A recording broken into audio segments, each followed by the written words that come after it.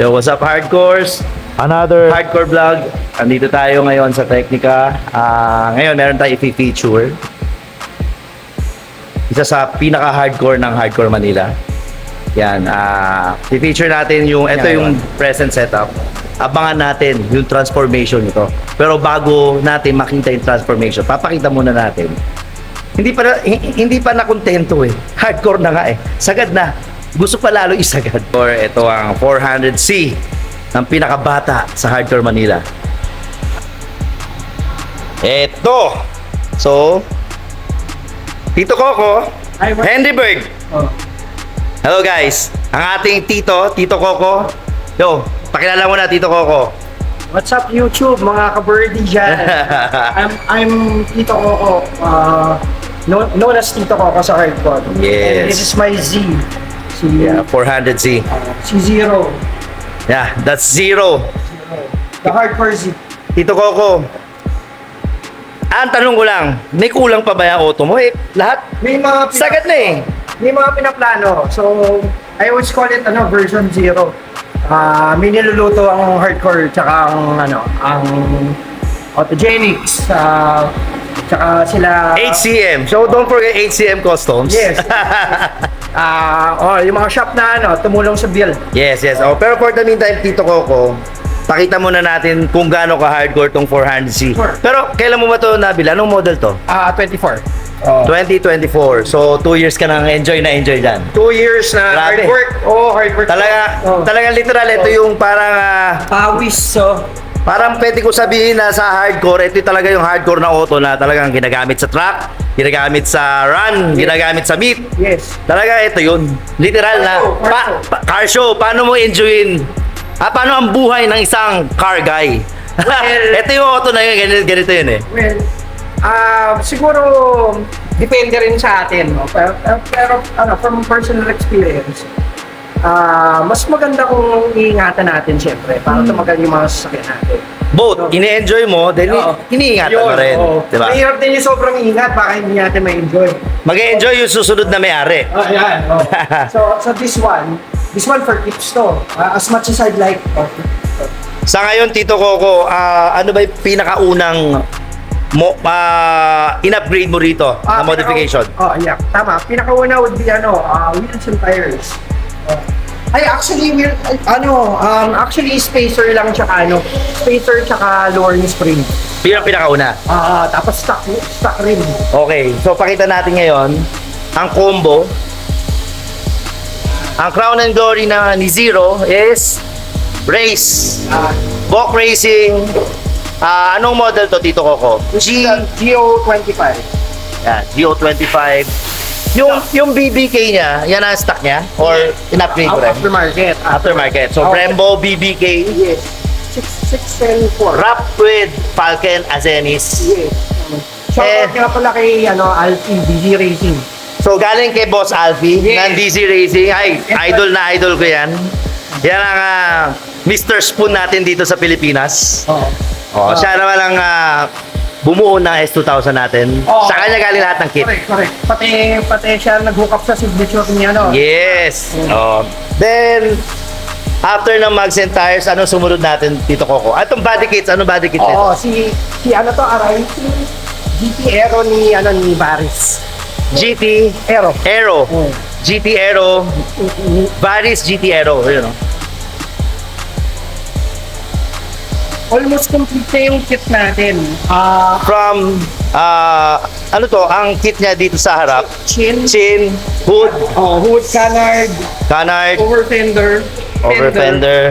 Pati fender. Fender natin, Baris. Yeah. Side diffuser. Yan. Sama to.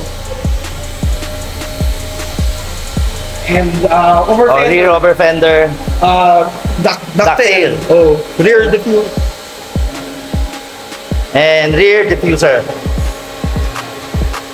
Siyempre, hindi mawawala yung isa sa pinaka-favorite natin na mod. Ayun, no? Ayan. Ayan, favorite natin talaga lahat yan. OG. Yan ang pinakamagandang sticker talaga ni Hardcore. For me, Same. Ako rin. So, sa exterior, kompleto na. Body kits. Oh. Body kits, pati mags and tires. How about sa interior? Pwede ba natin makita interior? Dito ko. Nag-try na all black din. Kaya, ayan, puro itim mo na nakalagay. Pwede So, this one is a Recaro. Anong model to, Tito I Coco? think RSM Ganda. or RMS. So, Okay. Aside from Recaro seats, naglagay si Tito Coco ng yes. roll cage. Safety first. Ayun, roll cage.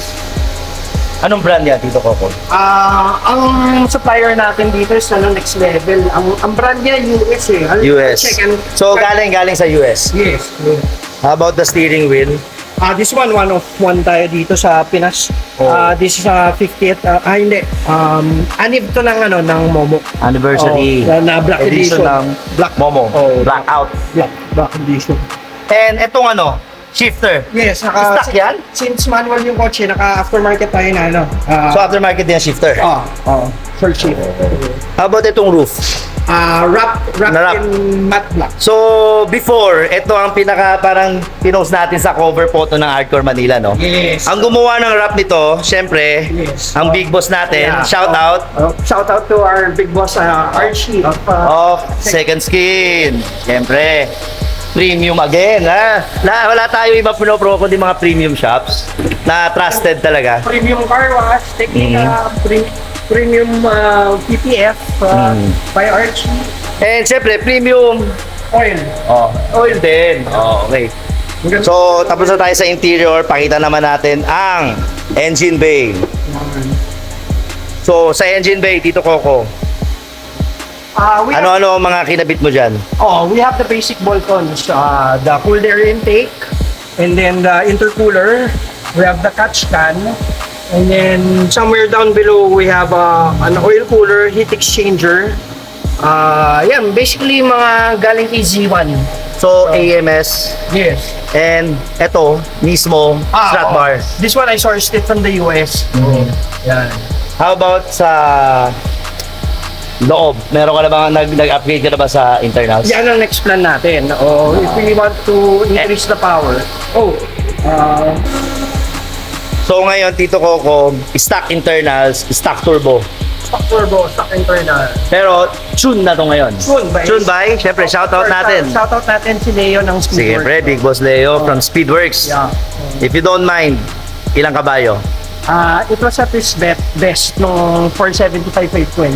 475. Ngayon medyo less na siya doon. Pero nung nag-track day tayo, panay sundot mo sa puwet ng GTR ko. Parang gusto mo talaga wala eh. Parang, Na-tempo lang yung linya. Tsaka may bumara sa harapan ng GTR.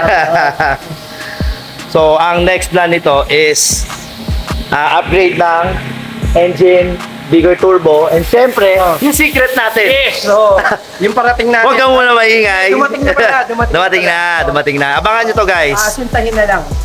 Abangan nyo yung transformation ni Zero. Lalabas yan sa Auto Salon. Pero ibibuild namin yan. Magkakaroon kami ng mga pocket events. Pupunta dito, syempre, ang idol natin si Hardcore Tokyo, Mr. Yes, welcome back to Manila, Mr. Jun Takahashi. So yun, abangan natin. Gagawa tayo pocket events with Jun Takahashi of Hardcore Tokyo. And, syempre, yung transformation ni Zero sa Auto Salon natin, i-unveil. Unveil, Okay. So Tito Coco, shoutout sa mga lahat ng tumulong sa build natin dito kay Zero. Kala ko pinagpapractice ako mag-donut. Donut? Anong donut ba yan? Kaya nga, Auto Salon. Patay tayo dyan. Auto Salon brand. Guys, Tito Coco, shoutout natin lahat ng tumulong dito sa build mo kay Zero. Go! Okay, so for the mechanical, I would like to say thanks kay Titan, si Tita Ugo of Yes, Titan Works. So, mga idol natin sa Titans. yan, mga mechanical. Tapos sa parts, marami nang galing kay Alfie. So more on DC Racing. DC Racing, puntahan nyo lang yan sa Banawe, Quezon City. Or check nyo yung Facebook page nila, DC Racing or Alfie Lim. Yes. Sa Body Kits. Body kit si Alfie. Okay, Alfie din. So yun. Sa Seats, Sa Seats Parts Pro. Parts Pro. Yung mga interior parts natin, Parts Pro yan. Parts Pro, okay. Then yung mga sa oil, syempre, Sunoco Philippines, Yes. support natin yan. Made in Japan. Kakaiba yung quality. Ibang level ng quality nito. So, Meron ka pa gusto dagdag dito, Coco? Siyempre, Hardcore Manila. Oh, of course. Thank you for always there for Hardcore Manila na support. Ito, isa sa pinaka generous nating Kaya sa'yo, supporter. Nakasupport pala. Oh, ay nako. Hindi ko alam na nakasupport pala. so secret na lang 'yon. So Tito Coco, thank you again. Thank you. Salamat, Henry. Pasensya na, medyo pagod na, pero Tito ko, thank you. Thank you sa pag-support lagi. Simula na dumating ka, lagi ka nakasuporta. From charity, sa lahat ng event, thank you.